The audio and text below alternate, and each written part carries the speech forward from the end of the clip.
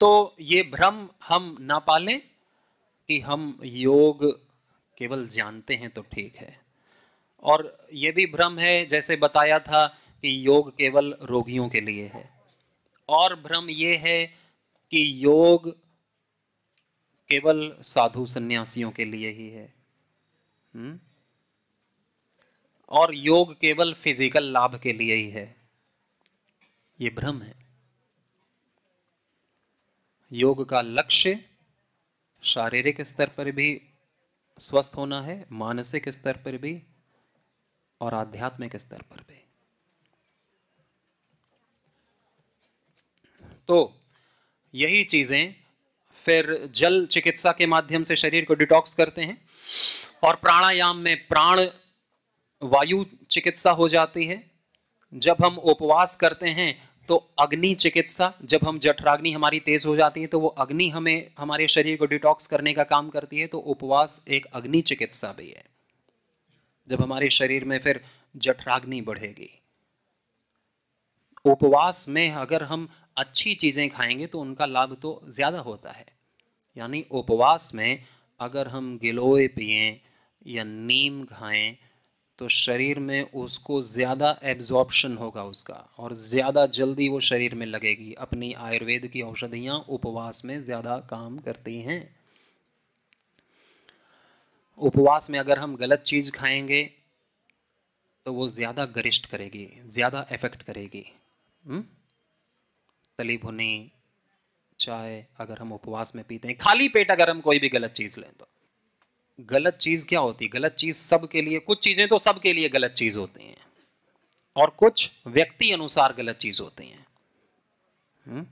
किसी के लिए दूध अच्छा है तो किसी के लिए गलत है, किसी के लिए घी अच्छा है तो किसी के लिए गलत है, किसी के लिए मिर्च अच्छी है तो किसी के लिए गलत भी है, किसी के लिए लहसुन प्याज अच्छा है तो किसी के लिए हानिकारक है। तो व्यक्ति, कुछ चीजें तो सबके लिए भाई, मांस मदिरा जुआ व्यभिचार ये तो यूनिवर्सल पाप है, और कुछ चीज दिन में अच्छी होती हैं और रात को खराब हो जाती हैं। जैसे कि दही है, दिन में अच्छा है रात में खराब है, और मूली है, दिन में अच्छी है रात में खराब है, वात बढ़ा देगी।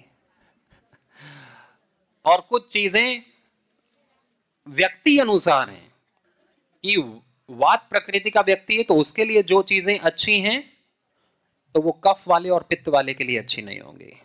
जो पित्त में अच्छा है वो वात और कफ में अच्छा नहीं होगा, जो कफ में अच्छा है वो वात और पित्त में अच्छा नहीं होगा।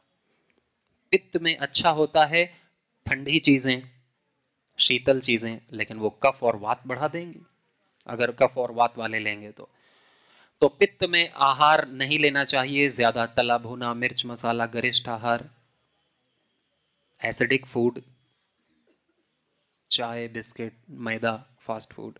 पित्त में, पित्त को शामक करने के लिए लौकी का जूस है, फलों का जूस है, फल हैं, सब्जियों का जूस है, एलोवेरा है, व्हीट ग्रास जूस है, ये अच्छा है।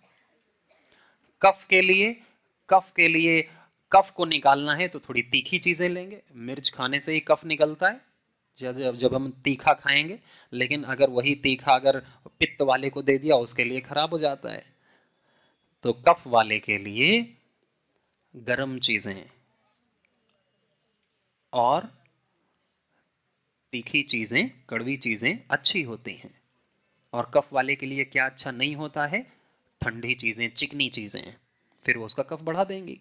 मीठी चीजें, अगर वो मिठाई खाएगा,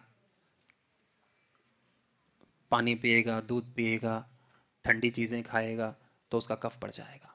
इसलिए गर्म पानी पिएगा, गुनगुना पानी पिएगा, ठंडा पानी पिएगा तो पानी भी बढ़ा देगा। और पित्त, शरीर में ज्यादा गर्मी है तो गर्म पानी पीने से पित्त और बढ़ जाएगा, फिर तो शीतल पानी पिएगा। इसी तरह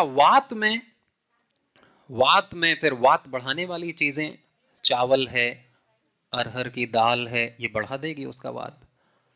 खट्टी चीजें हैं, नींबू है, खटाई है, अचार है, ये सारी चीज़ें उसका वात बढ़ा देंगी। बैंगन है, मूली है, मूंगफली है, राजमा है, ये कुछ चीज़ें उसके लिए हानिकारक हो जाएंगी।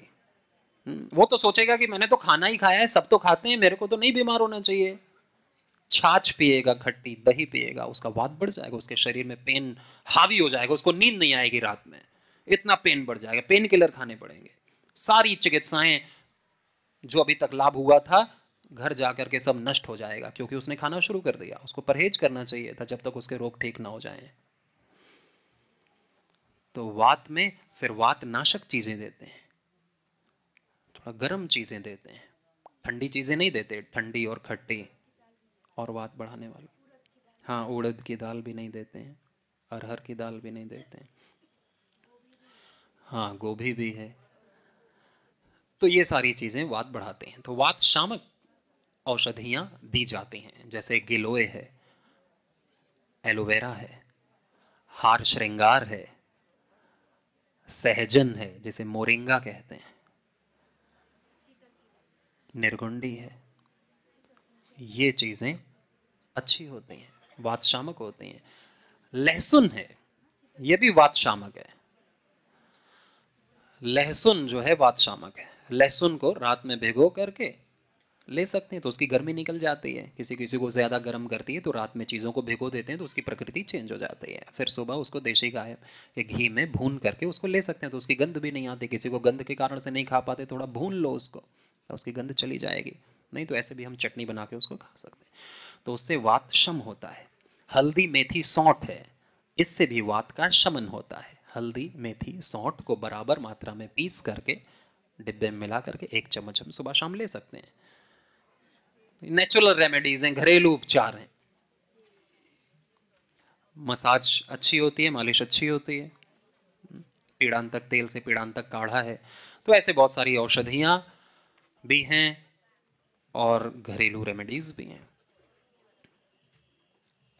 अजवाइन है, मेथी है, ये अच्छी है वात रोगों में, पेट के लिए भी अच्छी है। पेट के लिए और पित्त के लिए, एसिडिटी में, फिर जीरा धनिया सौंफ का पानी, ये अच्छा है। ये औषधियाँ अच्छी होती हैं रोगानुसार आहार में। तो आहार को जानना आवश्यक है। उसके लिए आपको पुस्तक तो दी गई है, उपचार पद्धति, योग यज्ञ आयुर्वेद, इसका आप स्वाध्याय करना। और ध्यान, सीधे बैठ जाएंगे थोड़ी देर के लिए और हम करेंगे अपने शरीर को प्राण शक्ति से भरने के लिए भस्त्रिका प्राणायाम। लंबी गहरी श्वास लेंगे मौन होकर के, शांत हो जाएं, बातें नहीं।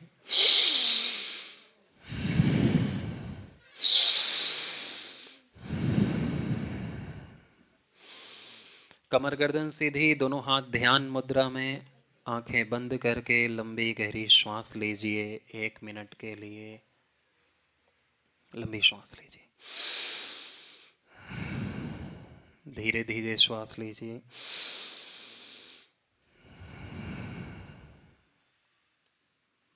तीव्र श्वास लीजिए, थोड़ा फास्ट स्पीड में जो ले सकें तो।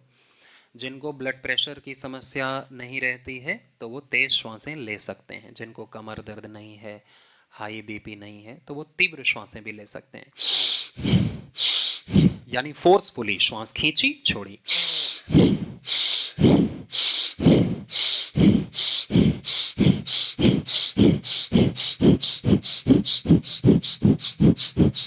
ऐसा लगातार जब तक थक न जाएं, जब तक लेनी चाहिए। खूब तेज़ी से श्वास लें और तेज़ी से श्वास फास्ट स्पीड में छोड़ें। जब थक जाएं तो फिर धीरे धीरे करना, और जब तक ना थकें तो पूरी सांस लेना और पूरी श्वास छोड़ना। अब धीमे स्पीड से लेंगे। अब स्लो। श्वास लेते समय आपकी छाती बाहर की तरफ फूलनी चाहिए।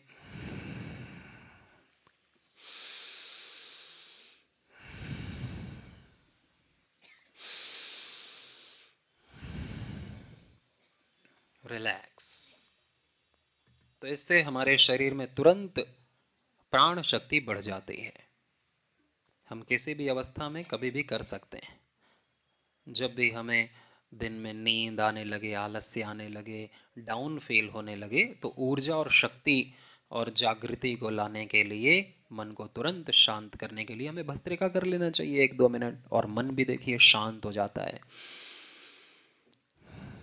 मौन। अब ध्यान करेंगे अपनी सांसों पर। सांसें अब सहज रूप से आती और जाती हुई,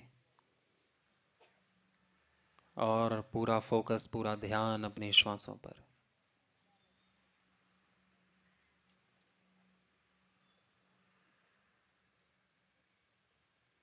अपनी श्वासों पर नजर रखिए। श्वासें अपने आप धीरे धीरे आएंगी और धीरे धीरे जाएंगी। कमर गर्दन सीधी, पूरा ध्यान फोकस अपने सहज रूप से आती जाती श्वासों पर।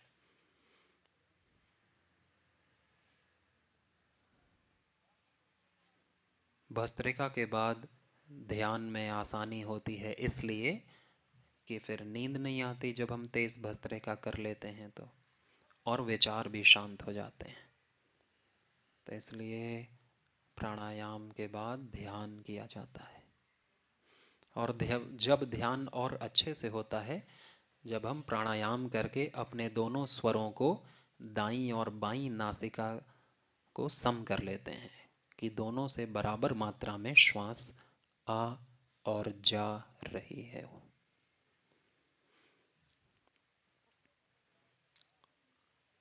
तो हम ध्यान दें कि किस नाक से हमारी श्वास ज़्यादा आ जा रही है, दाएं से या बाएं से, राइट से या लेफ्ट से, या दोनों से। कोई एक नाक ज़्यादा एक्टिव रहती है कभी, या दोनों नासिकाएं। इसे श्वासों पर ध्यान कहते हैं। लेफ्ट नाक से श्वास ज़्यादा आती जाती है तो शरीर रिलैक्स मोड पर रहता है, नींद आती है, विश्राम होता है। और राइट नाक से, दाहिने नाक से जब श्वास ज़्यादा आती जाती है तो शरीर में ज़्यादा ऊर्जा, गर्मी, मन में चंचलता रहती है। और जब दोनों नासिकाओं से श्वास बराबर आती और जाती है तो मन एकाग्र, फोकस्ड रहता है। तो योग में लक्ष्य होता है कि हम अपने दोनों स्वरों को सम कर लें, फिर ध्यान अच्छे से होगा। और रात में सोते समय हमारी लेफ्ट नाक चलनी चाहिए ताकि हमें अच्छे से नींद आए, और काम करते समय राइट नाक चलनी चाहिए अधिक, और भोजन करने से पहले भी, ताकि शरीर में गर्मी आए और भूख लगे। तो दाहिनी नाक जब राइट श्वास चलती है तो शरीर में गर्मी बढ़ती है, और जब लेफ्ट नाक ज़्यादा चलती है यानी बाईं, तो शरीर में शीतलता, रिलैक्सेशन अधिक होता है। तो दोनों नासिकाओं का अलग अलग महत्व है, लेकिन ध्यान में दोनों नासिकाओं का बराबर महत्व है। दोनों से जब बराबर मात्रा में श्वास आती जाते हैं तब हमें ध्यान, स्मरण, पढ़ाई, शास्त्र का सुनना, पढ़ना, ये सब करना चाहिए, ताकि जल्दी हमारा दिमाग उसे ग्रास्प करे। चलिए, अब दोनों हाथों को घर्षण करके गरम गरम हथेलियों को अपनी आंखों पर रखेंगे। इसी को चंद्र स्वर और सूर्य स्वर भी कहते हैं। राइट वाले को सूर्य स्वर कहते हैं और लेफ्ट को चंद्र नाड़ी या चंद्र स्वर कहते हैं। जिसको हाई बीपी की समस्या होती है, हाई ब्लड प्रेशर, वो चंद्र भेदी प्राणायाम करते हैं, यानी चंद्र नाड़ी से श्वास लेते हैं और राइट से छोड़ते हैं। चंद्र भेदी प्राणायाम। जिसके शरीर में गर्मी ज़्यादा है, पसीना ज़्यादा आता है, या नींद नहीं आती है, मन अशांत रहता है, मन शांत नहीं रहता है, हाई ब्लड प्रेशर रहता है, तो किस नाक से श्वास लेनी चाहिए फिर? लेफ्ट से। इसी को चंद्र भेदी प्राणायाम कहते हैं कि 5-10 मिनट किया तो मन तुरंत शांत हो जाता है। और इसी का उल्टा है सूर्य भेदी, जिसको लो बीपी रहता है, नींद ज्यादा आती है, काम करने का मन नहीं करता, ऊर्जा नहीं है, शक्ति नहीं है, भूख नहीं लगती है, तो उनको सूर्य भेदी प्राणायाम करना चाहिए। सूर्य भेदी यानी कि राइट से श्वास लेना और लेफ्ट से छोड़ना, राइट से लिया और लेफ्ट से छोड़ा, इसे सूर्य भेदी प्राणायाम कहते हैं। फिर अनुलोम विलोम तो करना ही चाहिए, उसके पहले 10-10 मिनट सूर्य भेदी चंद्र भेदी, और ये कभी भी कर सकते हैं। कभी भी हाई बीपी हुआ तो चंद्र भेदी करना शुरू कर दिया, भूख नहीं लग रही है तो सूर्य भेदी करना शुरू कर दिया, नींद नहीं आ रही रात में तो चंद्र भेदी करना शुरू कर दिया, गर्मी बहुत लग रही है चंद्र भेदी करना शुरू कर दिया, ठंडी बहुत लग रही है सूर्य भेदी करना शुरू कर दिया। शरीर का अपने आप ही कूलिंग और हीटिंग सिस्टम अपने आप एक्टिवेट हो जाता है हमारी नाक से। और ध्यान करना है तो दोनों स्वरों को सम चलना चाहिए, पढ़ाई करनी है, एकाग्रता करनी है।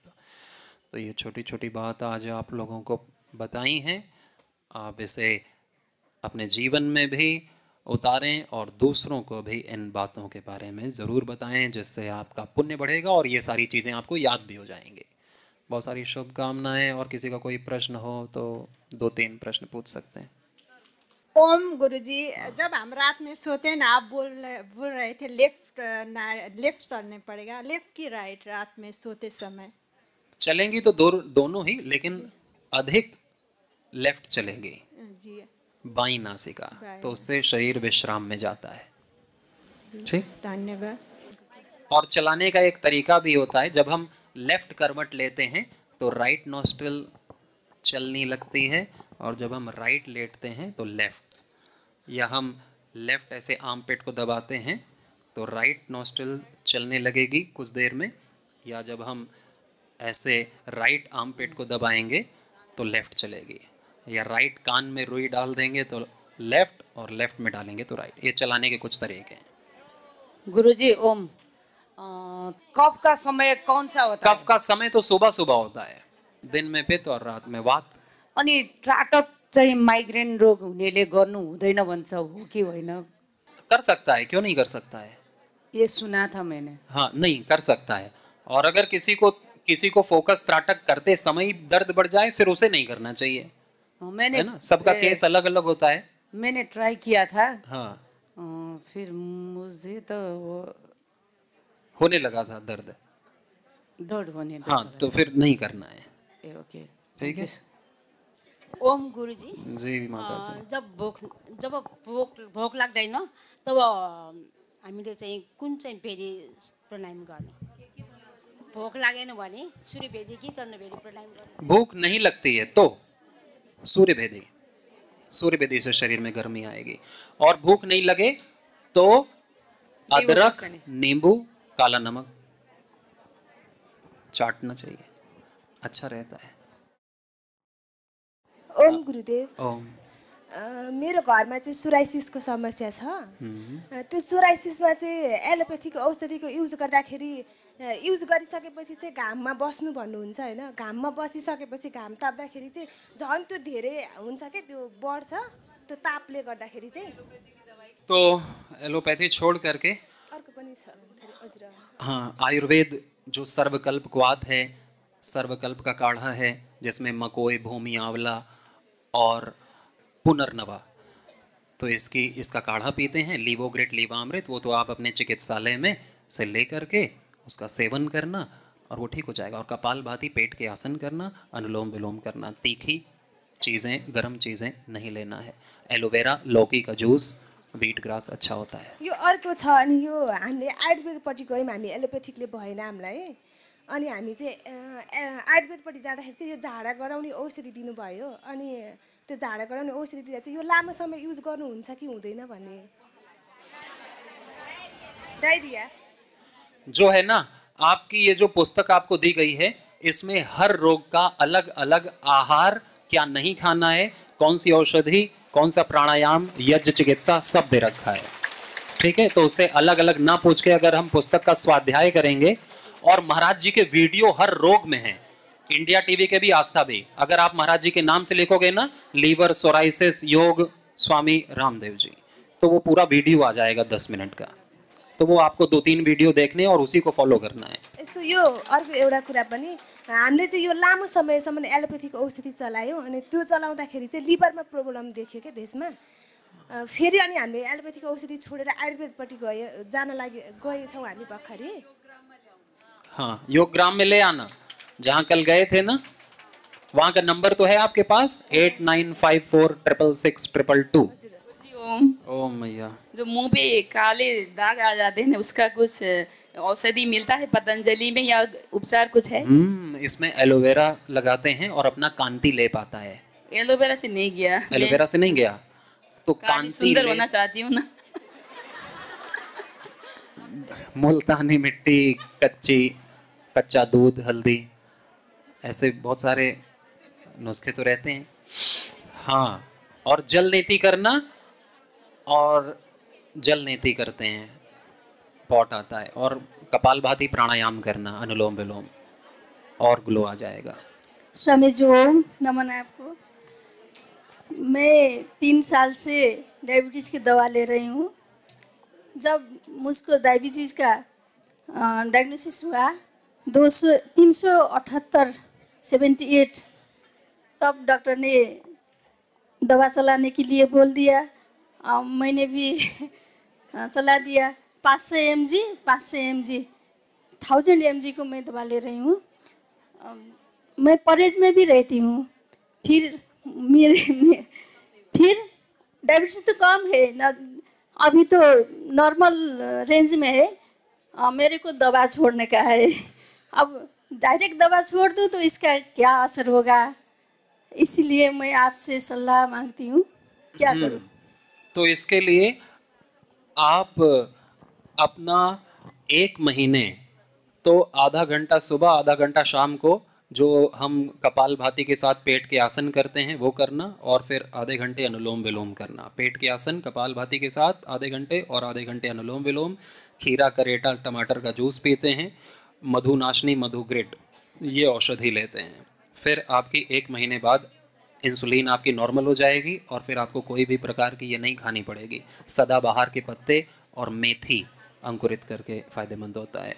और ये आप ना अपने चिकित्सालय में, और ये पुस्तक में सब लिखा हुआ है, किसी का रोग में ज्यादा संशय है, नहीं होता, तो एक बार योग ग्राम आकर के ट्रेनिंग 1 हफ्ते की अपने रोगानुसार जरूर कर लेना चाहिए। उससे आप सीख भी जाएंगे और लाभ भी हो जाएगा।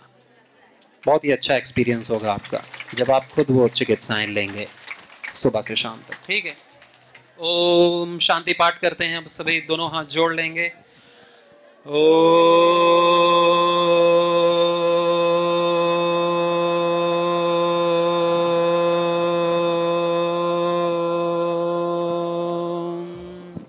शांति शांति शांति। ओम श्री परमात्मने नमः। ओम श्री गुरुभ्यो नमः। सर्वेभ्यो नमः।